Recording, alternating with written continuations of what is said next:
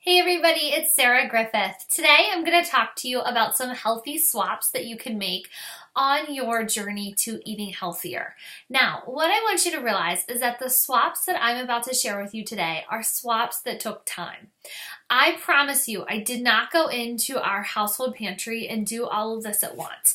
And I'll tell you why I didn't do that. I have a husband and a son who were not eating clean when I started my journey almost 3 years ago. We ate what we wanted. I mean, my son was little and I wasn't feeding him terrible things, but my pantry looked a lot different than it did now. My pantry today is full of healthy options. There's really not a lot of canned goods in there. There's not any processed dinners. I really try to buy whole foods. My refrigerator is always full. So anyways, I want you to realize that this was a process and I invited them along the journey with me. So as I kind of made these swaps in our pantry, I did them one at a time, and I let them know, typically, I let them know that I was doing it, and I explained to them why we were doing it, and we had fun with it. We taste tested different brands, we found out which ones we liked the best, and we kind of made it a family project. So if you're thinking about doing these swaps at home, I want you to involve the people that live there with you. Don't just clean out the pantry or they'll get angry and everybody will give you a hard time about this. And trust me, when you're transitioning from one lifestyle to another, you need all the help you can get, and you don't need any like, I don't want to say scuttle, but you don't need any scuttle from others in the house. So what I'll do is I'll talk to you about the swaps that I made. I'm not going to go into a bunch of detail about why, as far as like the health benefits, simply because this would make this call take forever. I'm going to encourage you to do your homework and look it up yourself. That's one thing that's important with this journey, is that you educate yourself. I can tell you, get rid of butter, or get rid of this, or get rid of that, but until you understand why you're doing it and until you want to do it, it's not worth your time. So once I give you these suggestions, I'm going to have you go back to the drawing board and assess, where are you, what do you use in your home, and maybe what should you be cutting out and why. And so anyways, I just wanted you to know that. So what I will do is I will also tell you that growing up, I did not, like most of you, I grew up, I was born in 87, so I grew up in the 80s and 90s, and my parents did not go all out on healthy foods. As a little girl, my favorite breakfast items were Eggo waffles. I liked the toaster strudels. You guys remember those? I loved having it was a Red Baron pizza. It was like this frozen pizza for breakfast, and it had eggs and sausage and cheese and gravy. And if I could find it now and look at the sodium, I'd be really embarrassed to see it. My favorite after school snack, my brother and I would come home every single day from school and we would make ramen noodles and we would eat a packet each. He'd have a packet and I'd have a packet. The sodium in that is terrible. My parents got divorced when I was in the 6th grade, and so my dad raised us from a very young point in my life. And my dad, when he was first learning how to do fatherhood as a single parent, he didn't know how to cook. So we had instant potatoes, we had hamburger helper, we had rice-a-roni, we had meals that were cheap and easy to make. And so those were our dinners. I didn't like vegetables. I hated salads, and the only vegetable that I used to eat was corn.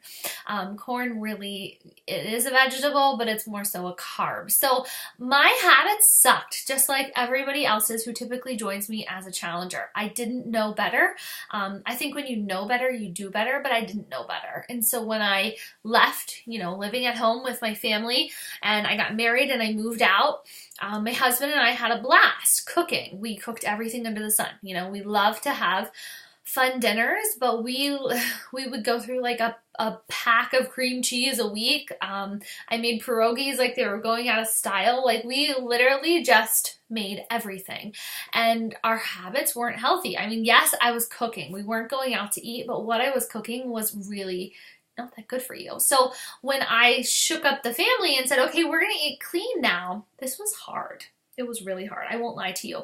And to this day, I still struggle. I'll be really, really honest. When I go home to my parents' house, whether it's my mom's house or my dad's house, when I go home to visit, I find myself having a much more difficult time eating clean and trying to be healthy than when I'm at home. When I'm at home, my environment's controlled. I know what's in the pantry.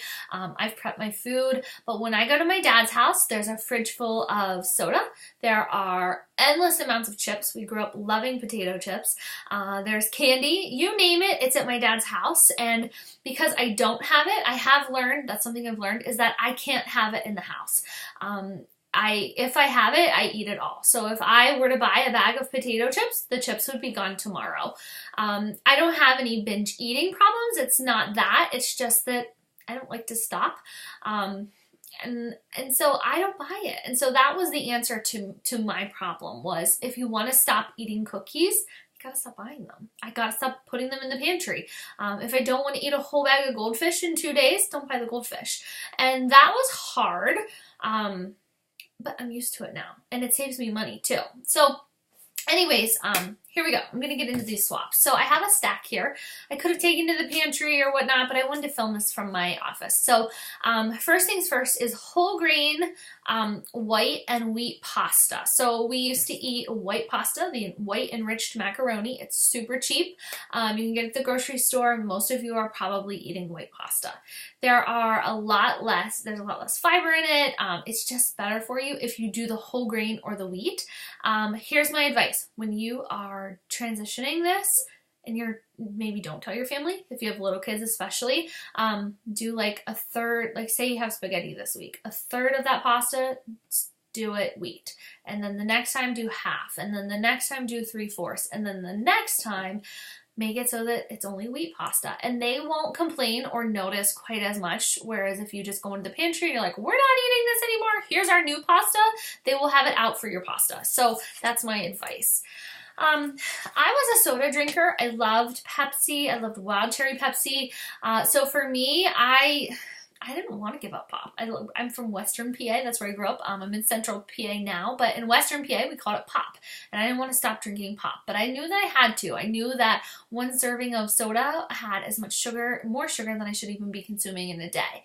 So when I gave up soda, I transitioned to water. I only drink water now. Really, occasionally I'll have a glass of juice here and there, but juice has a lot of sugar in it too. So I try to skip it. But I was missing that carbonation and that fizz. So I switched to usually every other day or so, I will have a LaCroix sparkling water or a Perrier or whatnot. They have all kinds of awesome sparkling water choices. Just make sure that it doesn't have any artificial ingredients in it and it doesn't have any sugar. So anyways, I do that instead of soda. The brown rice is the same as white rice. I switched away from white rice and we only use brown rice, and I transitioned it the same way. Same with bread. We used to eat white bread. You know, my husband would make sandwiches and take them on white bread, and he was like, white bread was the holy grail of lunch packing, and that was a hard one for us.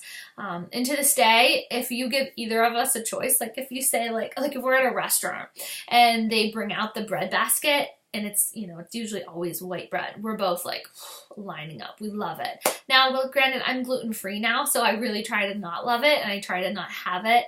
I get pretty sick, and I get pretty bloated if I do. So anyways, moral of the story is some habits die hard, and for us, it's white bread. We still like it, but we don't buy it because we know we shouldn't have it. When I was learning about clean eating, I kept seeing everywhere people were talking about pink Himalayan salt and using that instead of like the regular Morton table salt. So I researched it a little bit. I realized it had a ton of amazing health benefits. It was one of the most pure forms of salt on the earth. It's a little bit more expensive compared to table salt for sure, but it's worth it. And we actually like the taste better. It has a less, I don't want to say chemical taste, but it has like a really good natural. It's almost like you're eating salt from the ocean. It's delicious. So I would really recommend it. We get the grinder and we grind it. You can get it at the grocery store in like the organic section or like just the salts, but you can also sometimes score it at TJ Maxx or Home Goods or whatnot, and it's cheaper. So salt really doesn't go bad. So I would say if you can find it there, go for it. Another one for us is real butter. I grew up on that tub of, I think it was called Promise. I don't know what was in it. It was not butter. It was just you know, it was margarine, I guess you could say. But really, like, we go for real butter now. I do unsalted and I pick organic. So I would encourage you to if you're going to use butter. Some of you maybe don't want to use butter at all, but if you're going to use it, I would say get the real kind versus all of those little containers. This one is huge. I go through olive oil like it's my job. I grew up with vegetable oil and canola oil. Some of you might be using that. That's all my family used. So I was like afraid of olive oil. I also use coconut oil. So like when I'm baking, for example, I don't use olive oil. Like if I'm making a cake, I'll use coconut oil instead. So that's one thing. And coconut oil I could do a whole call on it. It has so many health benefits, not just for your insides, but for your outsides. I use it as lotion on my dry skin. Some people oil pull, meaning that they kind of flush it in their teeth for a while. It has great benefits for your teeth. Long story short, both are wonderful, and you're going to want to get extra virgin olive oil. If you can afford to do the organic, go for it. If you can't, then, anything is better than nothing, but I would highly recommend this. Another one is our flour. We transitioned from white flour to wheat flour, and we have since transitioned to, I use a gluten-free flour now, and almond flour is actually really great. So if you haven't tried almond flour, you can make it yourself actually, or you can buy it, but we love almond flour. I cook with that like when I'm baking or if I'm breading chicken. Like say my son wants chicken tenders for dinner. I will bread it in almond flour just like I would if I were using regular breadcrumbs, and I'll cook it. It's delicious. Okay, so this is another big one that we really are glad we made the switch to. We used to love to make tacos. So like Taco Tuesday, we do that.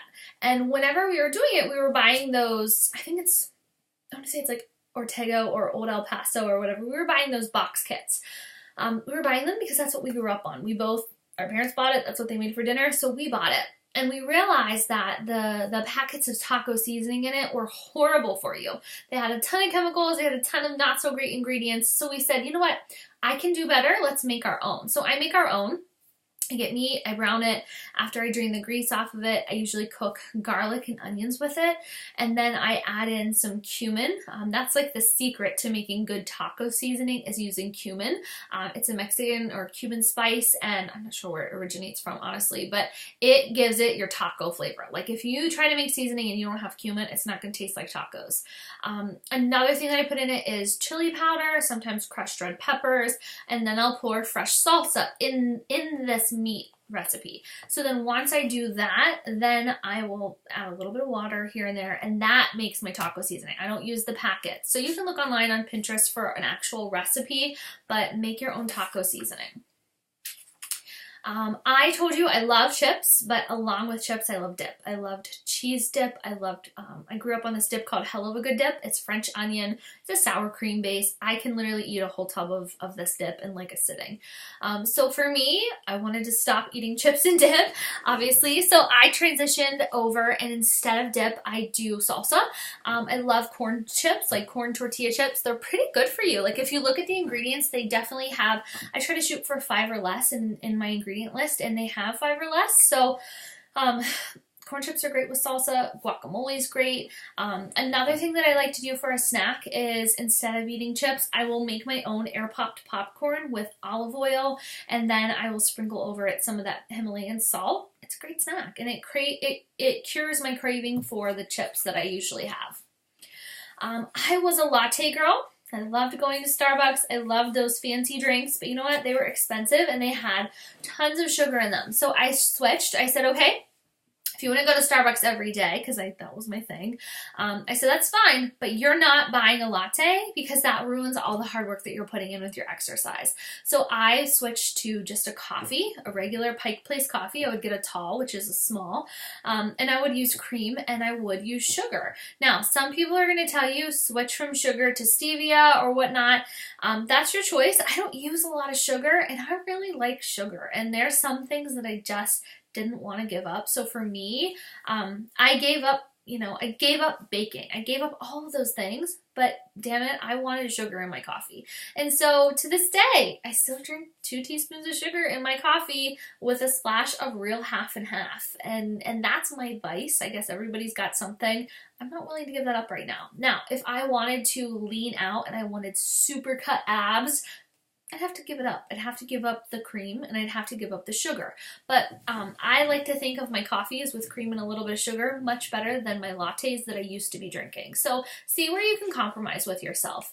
Some people this sounds silly, but some people put butter in their coffee, and sometimes they put coconut oil in it. They call it like a bulletproof coffee. You can look up the recipe for it, but some people do that. Another thing that we swapped was our lettuce. We were eating iceberg lettuce. I mean, we weren't eating lettuce, let's be honest, but if we needed to use lettuce, we were buying the iceberg kind. Simply because, same thing, we didn't eat salads growing up. Our parents never made us eat lettuce, so when we had it on top of tacos or on taco dip, and we used iceberg. I will tell you that there's so many more health benefits in romaine or in spinach. The darker the leaves, the better for you. Eventually, we got to the point where, we were eating things like arugula. Arugula has an amazing flavor. It's like a lemony flavor. It makes a really great salad, but these are all things that I was afraid of when I was new to clean eating. So just try them. If you're on the iceberg lettuce level, transition to romaine first. That's easier. It pretty much tastes the same, and then go to spinach. I would recommend doing like half and half. As far as dressings go, I was buying bottle dressings in the condiment section, and I would be buying the ones that were made up of high fructose corn syrup and that could live on shelves for a year at a time. Obviously, that has, not so good things in them. It's not so good for my body or my, at the time, weight loss goals. So I decided that I was going to make my own dressings. I knew that Pinterest had tons of them, so I went on Pinterest, I found recipes, and so we make our own dressing, and then if I don't feel like making dressing, we will simply do an olive oil and a vinegar mix. I like to use a balsamic vinaigrette usually, and then some salt and pepper and seasoning. So that's what I do. I would not recommend using pre-made salad dressings anymore. This one was hard for us. I didn't really like yogurt to begin with, but whenever I would have to eat it, so like if I was like, I'm gonna go on a diet, I'm gonna eat yogurt, I would use yogurt that was like flavored and like full of garbage basically. So I knew that for me, when I was doing the 21 Day Fix, I wanted to follow it to a T. So I knew that I needed to buy plain Greek yogurt, and I was terrified. I was afraid of the texture, the flavor. So what I did is I added in a little bit of vanilla extract and honey and fruit. And this took me time to get used to, but I was able to eventually just eat plain Greek yogurt. So now that's what I buy for yogurt. I'm mostly dairy free. I'll still eat cheese. Right now I'm pregnant, so I do eat a little bit more dairy than I used to. I have Hashimoto's disease, and one of the things that's recommended when you have that is to try to be gluten and dairy free. My body likes it better when I am. So anyways, the plain Greek yogurt is something you'll probably have to get used to. You may want to start to transition it, do like half vanilla, half plain, and then same with the pasta. Work your way up to it, but it's not so bad. We also use plain Greek yogurt whenever we're making, like if I make a taco soup and I want to put some sour cream on it. Instead of sour cream, I would use the plain Greek yogurt instead. What else do I have here? As far as cereal goes, my husband was like the king of Captain Crunch. He would live off sugary cereals, and to this day, if we're back home at his parents' house, he's totally pouring himself a huge bowl of cereal. He loves it. I didn't have the cereal vice like he did, but I know that some people really do. I would suggest to you that you can start with just regular oatmeal or baked oatmeal instead. Baked oatmeal is pretty good, especially if you're not a huge oatmeal fan. I have since went even one step farther. I found that there was more fiber, and I just felt fuller when I was eating steel cut oats. So I went one step further and I do the steel cut oats. I do the quick steel cut oats because if you buy real steel cut oats, they take a long time to make. So that's my advice instead of regular cereal.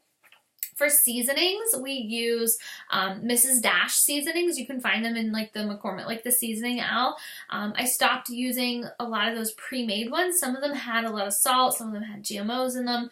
I like to get just Mrs. Dash seasoning, and there's lots of options. There's like really no salt in those. All of our At this point, all of our seasonings are organic, and I'm going to talk about that now. So I made a decision to educate myself. I read into the power of food and what it does for your body. I read book after book, and I'm certainly not a nutritionist, but I really learned that your body feels better. It operates better when you fuel it with whole natural foods.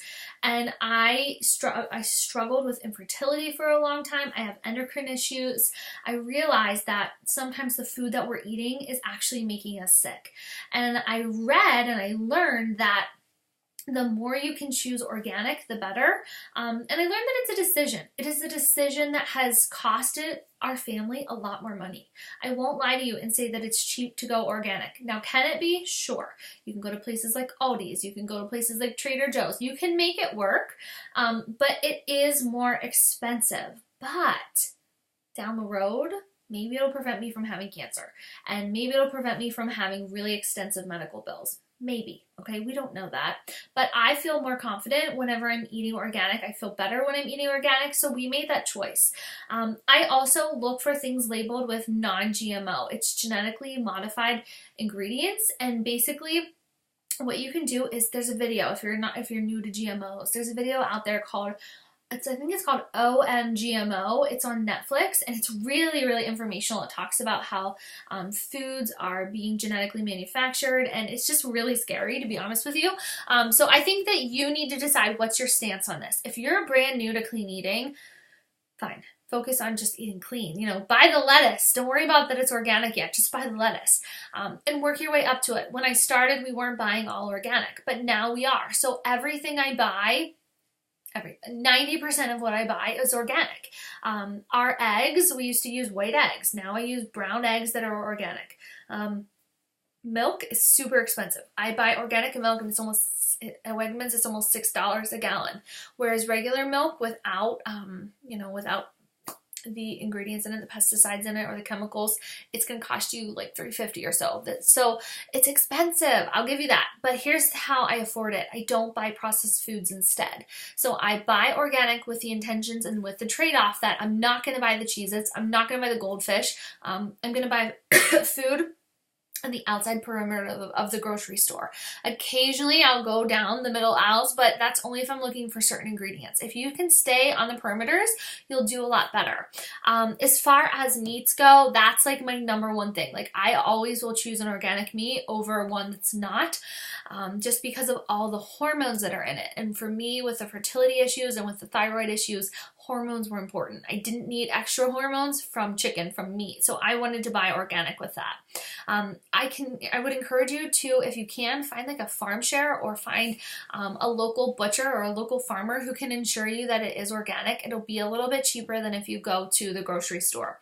Fruits and veggies, I'm going to recommend, if you're brand new to this, or if you're on a really tight budget, I would recommend looking up and looking into the Dirty Dozen of organic eating, and they'll give you the top foods that have the most chemicals in them. So for example, apple has tons of pesticides on it. So I will not buy a regular apple. Yes, they're cheaper, but I want to buy the organic apple. Now, here's what this means. It means you need to be meal planning and you need to be meal prepping, because these foods will expire faster than the foods that have more chemicals in them. So this is a choice for me, the organic, the non-GMO, that's a choice, and that's a choice you have to make, and there's not a right or wrong answer. But all of these swaps, and I could probably make you another list, a very long list, but all of these swaps happened over time. They happened as a family, and they happened as a choice, and they only happened because I grew my knowledge base, and I learned that there was a reason why I needed to stop eating the white bread, and there was a reason why I should maybe get rid of the canola oil and use the olive oil. So I did my homework. So I want you to do the same thing. And I want you to share with me any swaps that you might have that you suggest we give a try as well. All right, hope that was helpful. Have a good day.